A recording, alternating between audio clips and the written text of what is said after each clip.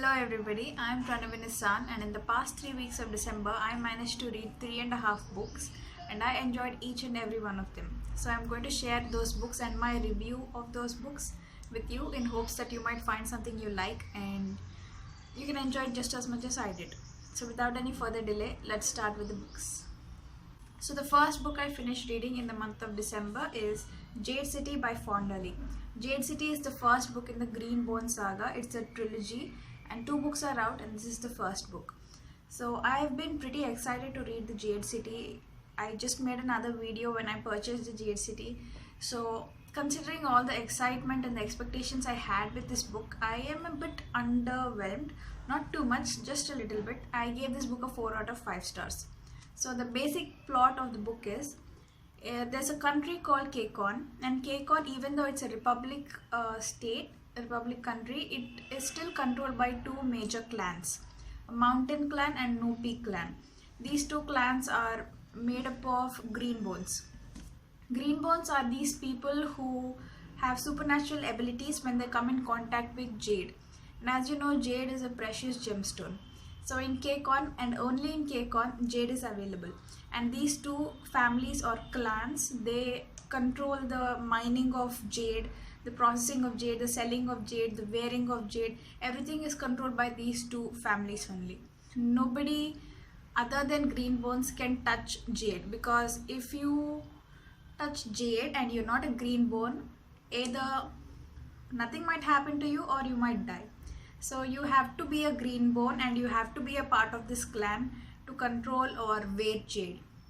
So this is the basic premise. So the plot actually starts when one of these clans, I'm not going to say which one, starts to develop a drug called S1N1. And when people start taking this drug, anybody, they get supernatural abilities and they get powers from jade. So not only Greenbones, but everybody can start wearing jade then. So this starts a clan war between the Mountain and the No Peak, and that is where this book starts, the basic plot of it. So coming to the review, I gave this a 4 out of 5 stars. If this was an individual book, I would have been more underwhelmed and disappointed, but this is a trilogy. So because it's a trilogy, I can understand why it's slow paced. I mean, it's not entirely slow paced. I like fast paced books, so anything which is not fast paced is a disappointment to me. But Jade City being slow paced is understandable because it's laying the foundation for Jade War and Jade Legacy plots to be built on.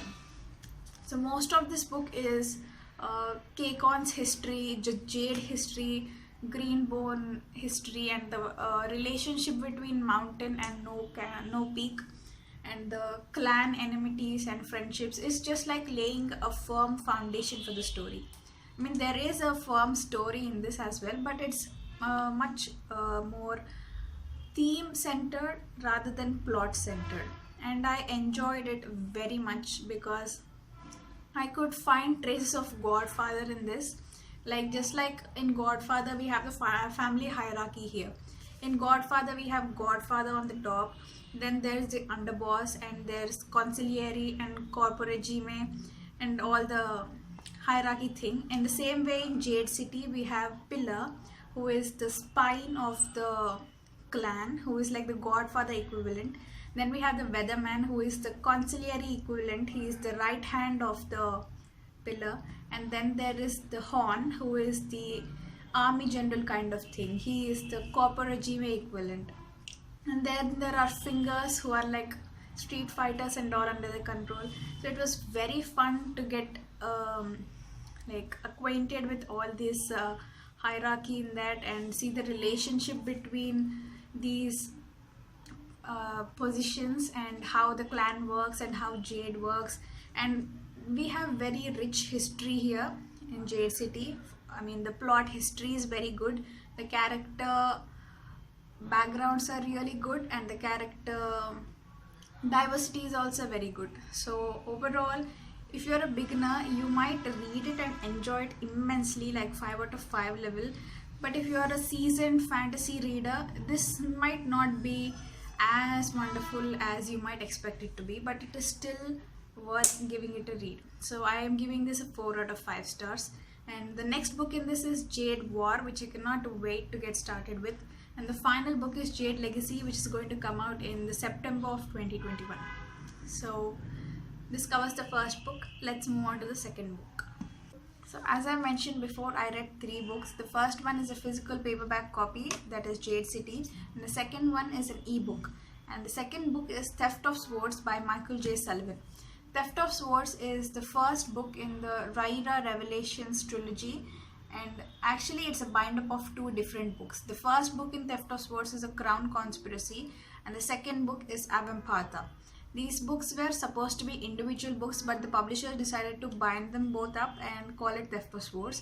So if you count according to that order, I read 4 books.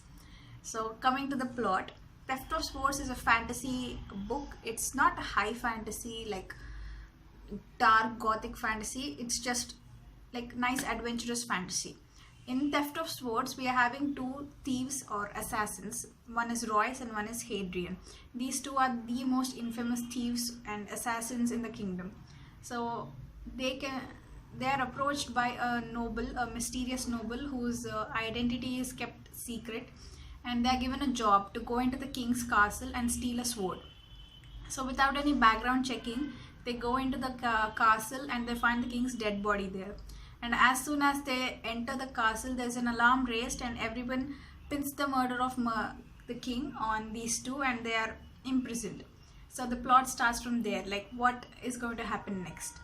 And when I went into Theft of Swords, I was expecting a really dark, high fantasy with intricate plot lines and like a rich history with violence and sex and all that dark things.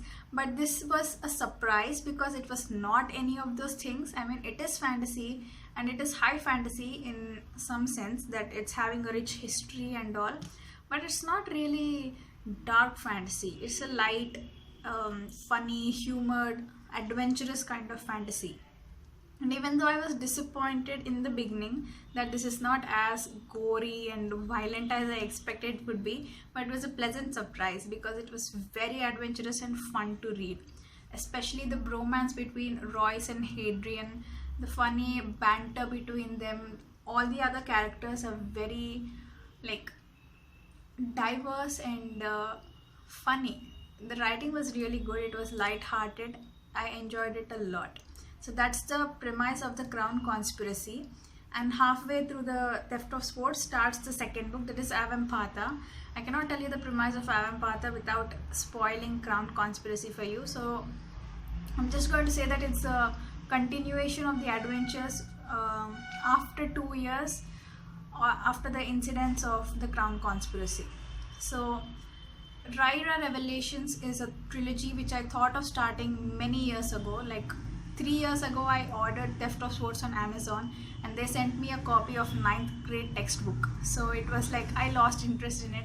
And last week I was going through my Amazon wishlist and I found this book there and I was like, why didn't I read it for so long?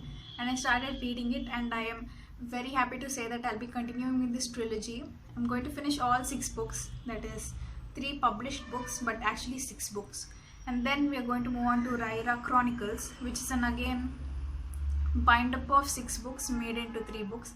And then there's another trilogy.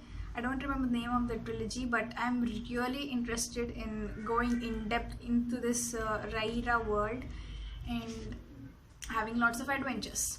If you're not much of a series person, I would recommend this book to you because you can read just the Theft of Swords or just the Crown Conspiracy and just enjoy it because you don't need that much of detail. It's not so intricate that you have to read each and every book to understand what's happening.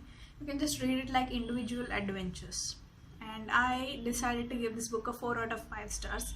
4 because it's not dark fantasy, and that is my kind of thing. So the third book I'm going to talk about is City of Girls by Elizabeth Gilbert. I listened to the audiobook version of it on Audible. So City of Girls is another book I was very excited to get to because I got it at the same time when I bought Jade City and it delivered its expectations. Like I'm giving it a 4 out of 5 stars too. City of Girls is about a girl called Vivian. the plot starts when Vivian is like 70, 80 years old, and she gets a letter from a girl, a very young girl, asking her to explain something. So in those letters she starts telling her life story, and she starts at the age of 17.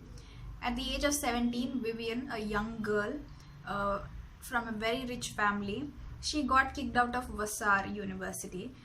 She was not really made for history or politics or college kind of thing. She was meant to be a fashion designer, a tailor, a costume designer.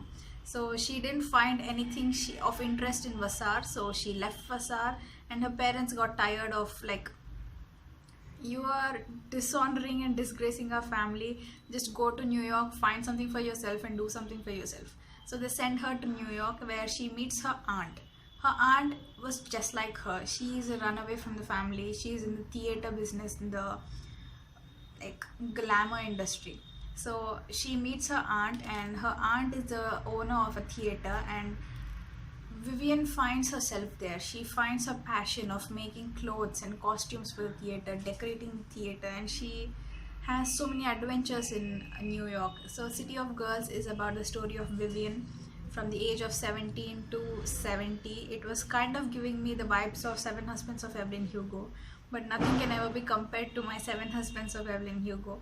But I enjoyed it a lot. It's really fast paced and it's very glamorous, like it's the 1940s and the 1930s. It's a very jazzy time.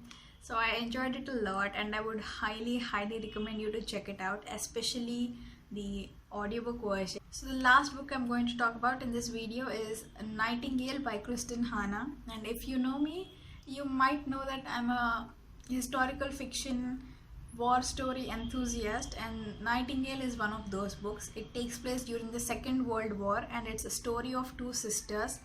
I just know that much. It's the story of two sisters and their struggle through Second World War, and how they cope with loss and with war, and how the war brings them together, tears them apart, and such stories. It's always a pleasure to read such stories. It's like a different world entirely, the war period and all. So I'm really enjoying the Nightingale, and I'll let you know how it is and how I feel about it in another video very soon. So those are the 4 books that I'm reading, that I've read in the month of December, and I hope you found something of interest, and I hope you decide to read it and enjoy it just as much as I did. So until the next video, goodbye and happy reading.